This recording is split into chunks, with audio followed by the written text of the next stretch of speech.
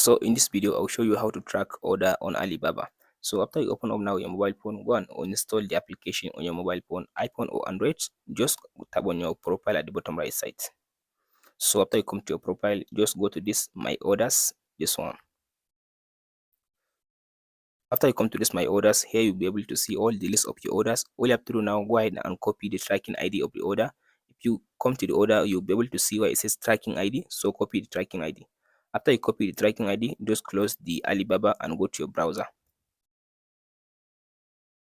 So after you come to your browser like this, now just go ahead and search for track Alibaba order. So it will give you different website, but I'll just prepare to use this one. The first one, it says ordertracker.com. This one, Alibaba tracking. So open the first website. So in this option now, paste in the tracking ID that you copy. After you paste in the tracking ID, just tap on this search button. From there, it will give you all the information about your order. And that's it, guys.